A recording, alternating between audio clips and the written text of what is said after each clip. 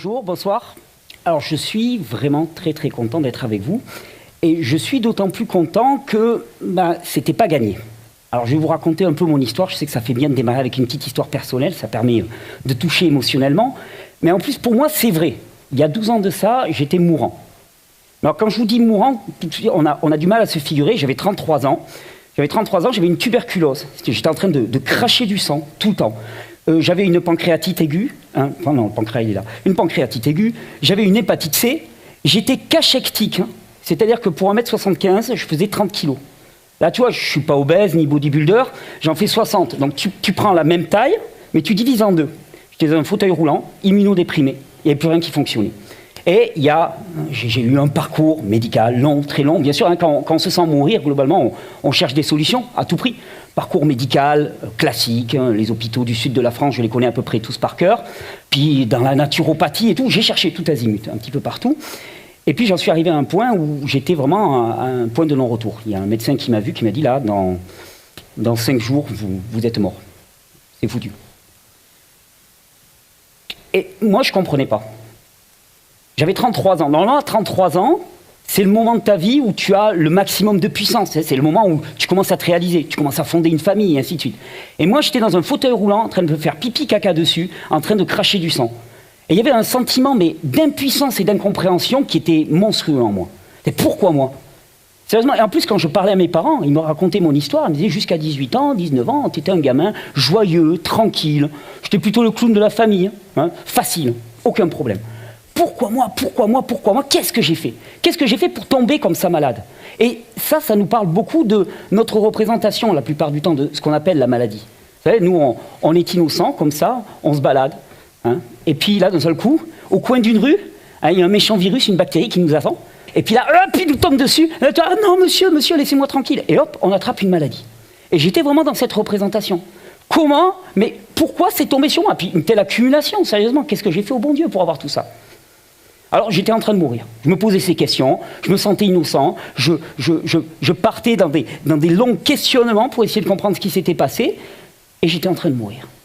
Et puis un matin, il s'est passé un truc étrange. Vous savez, je pense que c'est ces moments où on est vraiment au plus faible, on a des espèces d'intuitions qui montent de l'intérieur, des moments un petit peu de révélation. J'ai lu très souvent des histoires de personnes qui nous disaient qu'à des moments où ils étaient très proches de la mort, c'est comme s'il y avait une partie de notre conscience qui lâchait et on est beaucoup plus en prise avec quelque chose d'intérieur. Et là, il s'est passé quelque chose à ce petit matin, une espèce de révélation. Alors, quand je vais vous le dire, ça va paraître très plat. Je suis désolé, chaque fois que j'ai honte quand je le dis comme ça, mais moi, ça m'a changé la vie. Et je pense que ça peut changer vraiment la vôtre aussi. En fait, ce qui est monté, c'est de me dire, Thierry, si tu en es là où tu en es, là, maintenant, là, aujourd'hui, dans l'état où tu es, en train de te faire pipi caca dessus dans un fauteuil roulant, en train de cracher du sang et en train de crever, c'est simplement parce que tu as fait des choix de vie et que ces choix de vie n'étaient pas les bons. Là, j'ai ça qui est monté en moi. Ouais, d'accord, bon, c'est une piste. Mais qu'est-ce que je fais avec ça? Qu'est-ce que je peux faire avec ça? Et, alors, je vous la faire rapide, à la fin de l'histoire, c'est que je ne suis pas mort. Non, ça c'est la bonne nouvelle. Non, mais c'est pour vous donner de l'espoir, que vous ayez envie d'aller au bout de l'histoire. Je ne suis pas mort, et il s'est passé quelque chose d'étrange, parce que bon, ça m'est tombé dessus, et je vais vous dire, ça m'est tombé dessus vraiment comme une conviction. Vous savez, parfois, on rencontre des gens qui ont du charisme, qui parlent, et puis on va à une de leurs conférences, et puis la personne parle bien, il parle fort, avec des arguments, avec des expériences et tout. Puis là, on repart de la conférence, et il était fabuleux. Tu rentres chez toi, tu as ton épouse ou ton mari qui t'attend, et dit « C'était bien la conférence ?»« Ouais, c'était super. Qu'est-ce qu'il a dit c'était super, c'était génial, il y avait un feu et tout. Mais qu'est-ce qu'il a dit ?» On a adhéré à un discours. Moi, ce que j'ai vécu à ce moment-là, ce n'est pas une adhésion, c'est une conviction. La conviction, vous savez, c'est quelque chose qui part de l'intérieur, littéralement, et qui vous transforme, et qui vous ravage intérieurement. Alors, fort de cette conviction, je me suis dit, bon, alors, c'est mes choix qui ont fait que je suis dans l'état où j'en suis. Bon, il va falloir quand même que je fasse le point sur mes choix pour essayer de changer les choses. Il y a une phrase d'Einstein que j'aime beaucoup, qui dit « La folie, c'est finalement de faire toujours les mêmes choses et d'en attendre un résultat différent. » Alors, je me suis dit, il va falloir que je parte dans une enquête. Je suis parti dans une enquête. Et effectivement, j'ai changé des paramètres dans ma vie. Et le changement de ces paramètres, qui, a priori, étaient des paramètres relativement anodins. Tu en prenais un. Alors, je vais vous parler de paramètres au niveau de l'alimentation, du rythme de vie, de la relation aux autres. Hein. On le sait tous qu'il faut relativement bien manger, qu'il faut courir dehors pour s'oxygéner un petit peu, qu'il faut dormir assez. On le sait tous. Mais on se dit, mais c'est pas ça qui va faire que tu passes de la vie à la mort ou de la mort à la vie. Hein. Ben si. La somme de toutes ces petites choses, en tout cas pour moi, et au travers de l'expérience que j'ai développée après, m'ont montré que c'était la somme de ces petits choix qui faisaient qu'un individu à 33 ans pouvait être mourant et qu'il pouvait être vivant à 45 ans. J'ai 45 ans. Alors, je me suis lancé dans une véritable petite enquête. Et là, j'ai été ébloui par quelque chose. Je me suis rendu compte que toute ma vie, je l'avais menée un petit peu au hasard. Comme je vous dis, ma mère m'avait toujours dit, il faut que tu manges des fruits et des légumes. Oui, d'accord, il faut que tu dormes assez, hein, il faut que tu fasses de l'exercice. Je l'avais entendu, mais ça me paraissait des options. Ça me paraissait des choses, bon, on le faisait pas, c'était pas si grave que ça. Au pire, si tu bougeais pas trop, t'étais un peu grassouillé, mais c'était pas grave. Si tu mangeais mal, bon, au pire, t'avais quelques petits boutons, on m'avait dit, ouais, il y avait un lien entre les deux, mais c'était pas si grave que ça. En fait, ce que j'ai découvert, c'est que la vie obéit à des principes. Il y a des grands principes. Et ces principes, ils ont même un nom, on les appelle des principes vitaux. Alors ça c'est rigolo parce que s'ils sont vitaux, ça veut dire que ne pas les respecter, c'est pas la vito, c'est pas la vitalité. Alors, ces grands principes, je ne les connaissais pas. J'ai joué ma vie au hasard d'une certaine manière. Et c'était tantôt pile, tantôt face. Et c'est souvent le sentiment qu'on a quand on parle de santé. Et quand je vais parler de santé, aujourd'hui je ne vais pas prendre le temps de tout développer, mais quand je parle de santé de l'individu.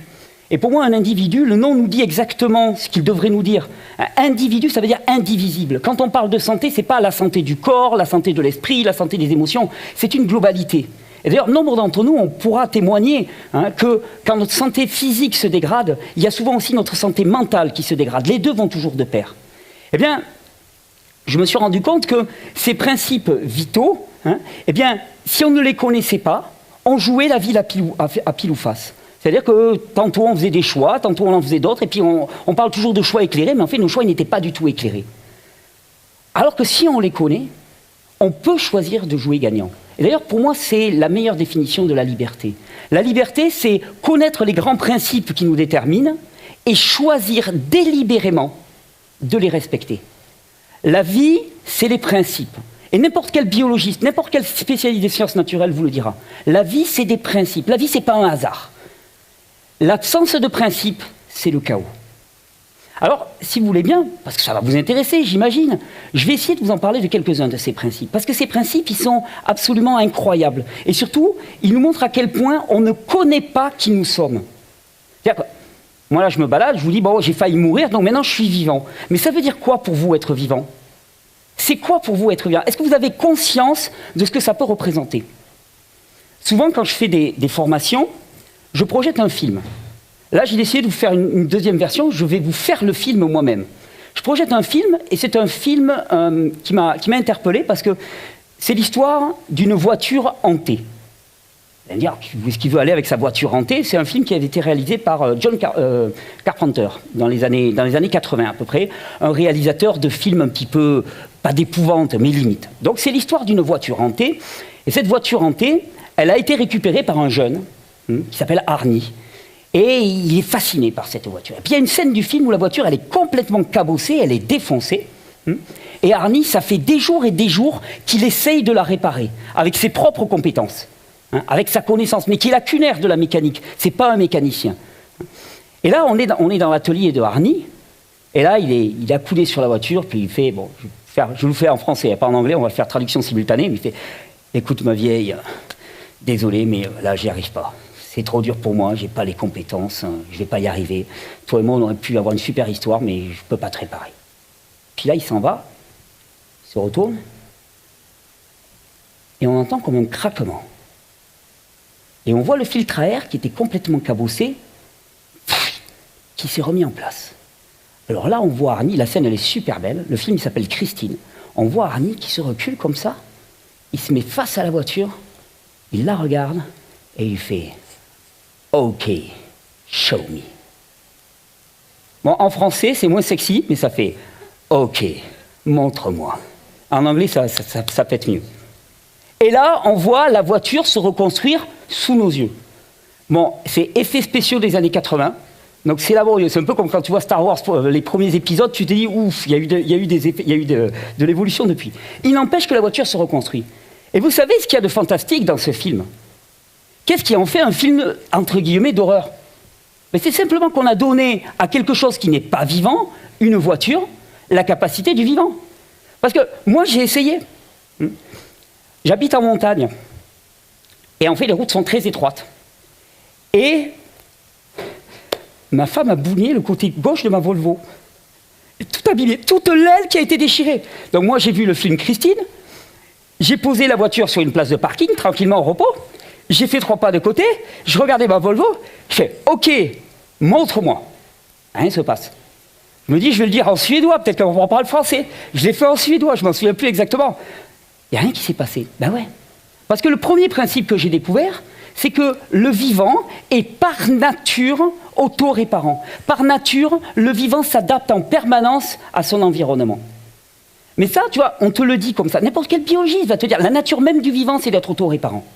Tu te coupes, tu te fais une plaie, ta plaie, elle va cicatriser. Il y a tout un processus extrêmement complexe qui passe par une multitude d'étapes. Quelqu'un pourrait faire une conférence pendant 5 heures sur la cicatrisation, tellement c'est fabuleux ce qui se passe à cette échelle-là. Hein. On le sait tous, on se coupe et ça se répare. On le sait tous, mais est-ce qu'on en prend la mesure? T'imagines, quand tu étais jeune, hein, si chaque fois que tu avais eu une maladie, hein, chaque fois que tu avais eu un problème dans ton corps, hein, ta mère t'avait dit, ok, tu es vivant, et parce que tu es vivant, ben, la fonction normale de ton corps, c'est d'aller vers l'autoréparation. Et si actuellement on ne constate pas une autoréparation, c'est qu'il y a des entraves. Et ces entraves, tous les deux, si tu veux, on va partir dans une enquête et on va essayer de les découvrir. Quand je vous parle de la révélation que j'ai eue, c'est exactement ça. Ça a d'abord commencé par une enquête. Qu'est-ce qui, dans mon mode de vie, empêche que ma puissance vitale qui est à l'intérieur puisse s'exprimer de la manière qu'elle devrait s'exprimer? Puisque je suis vivant. Et puisque, Claude Bernard, par exemple, avec le principe de l'homéostasie, me dit, parce que tu es vivant, ton corps est autoréparant. Eh ouais, mais je ne le vois pas. Ça se fait comment? Pourquoi je ne le vois pas? On va faire une enquête. Et souvent, c'est comme ça que je me le représente. C'est un peu comme si face à toi, tu avais une table de mixage. Tu vois, il y a des potentiomètres sur la table de mixage. Et puis, tu commences à les regarder. Tu dis, OK, côté alimentation, oh, il est bien. Rythme de vie, oula, ouais, non, au niveau du sommeil, non, il faudrait le ramener un petit peu. Relation avec les autres, c'est clair que franchement, je passe du temps beaucoup trop isolé et tout. Hop, je le remets à la normale. On règle un petit peu tous ces potentiomètres.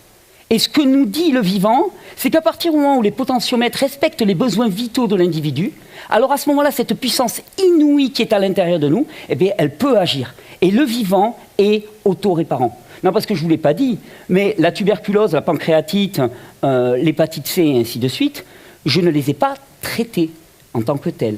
C'est-à-dire, je ne suis pas allé chercher des substances exogènes, qu'elles soient naturelles ou pas naturelles, pour les réparer. J'ai simplement fait en sorte de réunir les conditions pour que la puissance vitale qu'il y avait à l'intérieur de moi puisse se révéler. Tu vas me dire puissance vitale, ça fait un peu quand même, on parlait de la guerre des étoiles, ça fait un peu le retour du Jedi là, tu vois, puissance vitale, jeune. Non, mais puissance vitale. Je vais te parler par exemple d'un autre principe que j'ai découvert au cours de ma petite aventure, un truc fabuleux, qui s'appelle l'autophagie. Il y en a qui ont entendu parler de l'autophagie? Quand même, il y en a quelques-uns. Allez, vous m'aidez pas. L'autophagie. Pourtant, ça a valu le prix Nobel en 2016 à un Japonais. Je ne pourrais pas vous prononcer son nom, là, je l'ai un peu zappé. Ça lui a valu un prix Nobel. Il a montré que le blocage des processus autophagiques dans le corps expliquait l'émergence, l'explosion actuelle des troubles neurodégénératifs comme maladie de Parkinson et Alzheimer. Qu'est-ce que c'est que l'autophagie? L'autophagie, c'est un truc fabuleux. Ça te dit que quand simplement tu t'arrêtes de manger, eh bien, à ce moment-là, il y a un mécanisme qui se met en place dans le corps, dans lequel le corps va commencer à se consommer lui-même. Mais là où on a du bol, c'est qu'il ne se consomme pas au hasard. T'imagines, tu sautes un repas, bif, tu perds un œil. Hop, oh bah, mauvaise pioche. Pouf, là, tu as un doigt. C'est super flippant. D'ailleurs, je crois qu'on a tous la croyance qu'on va perdre un œil, parce qu'on n'arrête pas de bouffer tout le temps. On mange tout le temps, on ne peut pas s'arrêter. Tu dis, non, attends, je ne vais pas sauter un repas, j'ai pas envie de perdre un œil, moi. Non, le principe autophagique, il est quand même beaucoup plus intelligent que ça. Il nous dit que quand on met le corps au repos au niveau digestif, en fait, on a l'impression que quand on s'arrête de manger, on s'arrête de manger.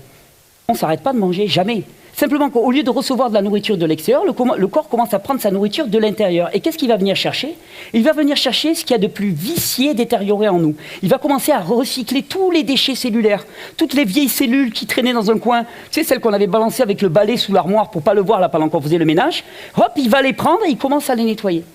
Et il a montré mais que les troubles neurodégénératifs actuellement contre lesquels on se bat, pour lesquels on dépense des millions et des millions, étaient essentiellement liés au défaut de processus autophagique. Maintenant, moi, dans ma petite tête de catalan, je me dis, mais défaut de processus autophagique, ça veut simplement dire qu'on n'a pas de période dans notre journée ou dans notre année dans lequel on est effectivement au repos digestif. Ce que je vais essayer de vous montrer aussi là-dedans, c'est que l'interrupteur qui peut déclencher l'autophagie, c'est nous qui l'avons. C'est une décision. Je vais vous parler d'un autre principe aussi que j'ai découvert, c'est le principe du repos. Ah ça, le principe du repos, je l'aime beaucoup. Parce que moi, généralement, quand j'allais me coucher le soir, j'allais me reposer. J'espère qu'après cette conférence, plus jamais vous pourrez dire que vous allez vous reposer. Parce qu'à l'échelle du vivant, le repos n'existe jamais. Non, parce que, t'imagines, là aussi, tu vas t'allonger, tu vas te reposer et tout s'arrête. Le cœur s'arrête, les poumons s'arrêtent, la vessie s'arrête, la circulation s'arrête. On est mal barré. Plus personne ne voudrait dormir. Je comprends les enfants qui ne veulent pas aller se coucher. Le repos n'existe pas. À l'échelle du vivant, le repos n'existe pas. On a simplement deux modes de fonctionnement. Un mode de fonctionnement dans lequel notre énergie elle est dirigée vers l'extérieur. On est en interrelation avec notre environnement. Et un mode dans lequel, bien finalement, on est beaucoup plus en détente et dans lequel l'énergie est investie à l'intérieur. Et elle est investie à l'intérieur pour faire quoi? Mais les fameux processus de régénération, de restructuration, de réparation dont je vous ai parlé.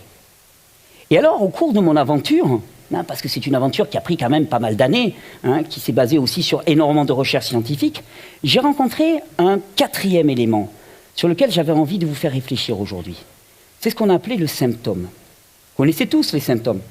Tu as de la fièvre, tu as des boutons, tu as une maladie, tu as une tuberculose, tu as une pancréatite, tu as autant de... Alors, j'allais déjà utiliser le mot, autant de manifestations. Et dans ce que j'ai découvert, qui va être, tel que je voulais vous présenter, c'est un système de croyance. Dans ce que j'ai découvert, eh bien, le symptôme n'est qu'un signal. Le symptôme, c'est un signal. Tu as de la fièvre, c'est un signal. Tu as des boutons, c'est un signal. C'est une manifestation qui se passe à l'échelle du corps.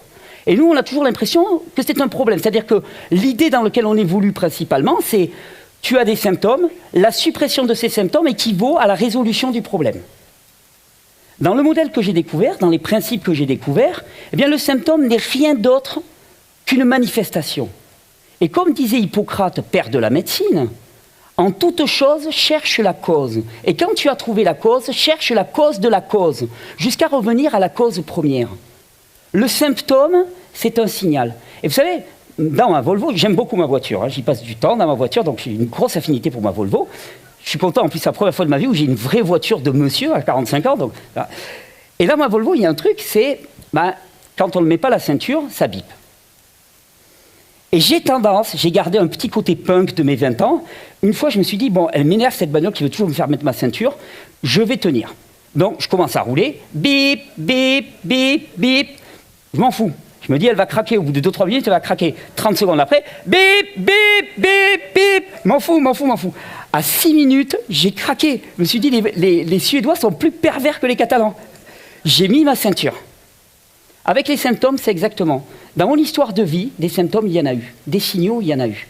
À 20 ans, petit signal. À 25 ans, à 30 ans, et à 33 ans, les derniers symptômes qui m'ont obligé à bouger, qui m'ont obligé vraiment à me remettre en cause, qui ont obligé vraiment à ce que je remette en cause tout mon système de croyance par rapport à la capacité de mon corps et à la responsabilité dans mes choix de vie, c'était que j'étais mourant. Alors, j'ai tendance de parler d'un système vraiment de croyance dans lequel nous sommes. On a tous évolué dans un système de croyance et le problème, c'est que parfois, quand on est né dans un système de croyance, on a l'impression que c'est la réalité. Parce que c'est tellement présent autour de nous qu'on a l'impression que c'est la réalité. La réalité, on croit que, par exemple, quand il y a un symptôme qui apparaît, ce symptôme, le supprimer, équivaut à guérir la cause, à revenir à la base. Alors, je parle de système de croyance parce que rien ne démarre en dehors de nos systèmes de croyance. C'est parce que j'ai cru que quelque chose d'autre était possible, parce que j'ai eu la conviction que quelque chose d'autre était possible, parce que j'ai eu la conviction que mon corps avait la capacité de se réparer alors que tous les signaux indiquaient qu'il était mourant, que j'ai pu mettre en place des choses qui m'ont permis ensuite d'atteindre mon objectif. Alors, j'ai créé une école. Je suis tout seul pour l'instant dans mon école, hein, mais c'est une façon de la nommer d'une certaine manière. J'ai appelé ça l'école du corps intelligent. L'école du corps intelligent, elle se base sur tous ces principes. Je pourrais vous en parler énormément d'autres, tellement le vivant est fascinant. Mais l'école du corps intelligent, elle se base sur des principes et elle nous dit une chose. Elle nous dit, nous sommes à l'image de notre environnement. L'humain est à l'image de son environnement et il est responsable de ses choix qui vont induire sa qualité de vie. Alors, l'école du corps intelligent, elle a un inconvénient par rapport à l'autre école. L'autre école, vu que moi, la mienne, je l'ai appelée l'école du corps intelligent, les autres, j'ai appelé ça l'école du corps con. Je me suis distribué le bon rôle, hein, je suis désolé, hein, c'est toujours comme ça. On veut toujours être le bon dans le truc. Dans l'école du corps con, c'est pas mal. Il y a un truc qui est vraiment confortable, c'est que tu es innocent et tu as des maladies qui te tombent dessus toute ta vie. Puis toi, tu sais pas trop pourquoi, tu étais tranquille, tu étais peinard, tu vois, puis d'un seul coup, bim, tu as un truc qui te tombe dessus. Alors, avantage de l'école du corps con, c'est que tu es innocent, tu es pour rien. Par contre, gros inconvénient, tu es innocent et tu es pour rien. Non mais, vous allez comprendre ce que je veux dire. Non, il n'y a pas bugué.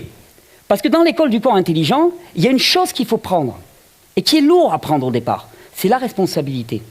Responsabilité ne veut pas dire culpabilité, hein. C'est deux choses complètement différentes, parce que la plupart du temps, nos choix, nous les faisons sans savoir. Nous les faisons par défaut, d'une certaine manière, parce qu'on n'a pas imaginé faire autre chose. Dans l'école du corps intelligent, on reprend toutes nos responsabilités. On dit, des conditions qui sont les nôtres actuellement, elles sont le fruit d'un choix parfois qu'on a fait sans trop vouloir le faire, mais elles sont quand même le fruit d'un choix. Et l'avantage, c'est que parce qu'elles sont le fruit d'un choix, alors on récupère quelque chose d'extraordinaire. C'est la capacité à agir. La puissance, on la récupère en acceptant la responsabilité. Alors au travers de ma vie, au travers de ce chemin, qui aurait pu me laisser mort, et qui finalement m'a amené maintenant aujourd'hui à 45 ans à être d'une vitalité et d'une santé que je n'ai même pas connue alors que j'avais 20 ans, j'ai découvert quelque chose de fabuleux. C'est cette puissance qui siège à l'intérieur de moi. Et cette puissance, elle ne demande qu'une seule chose, que je prenne ma responsabilité, que je la connaisse, que je connaisse les principes qui permettent sa libération et que je les respecte délibérément. C'est ce que j'ai appelé la liberté et c'est ce que j'appelle aussi la santé. Je vous remercie. Merci.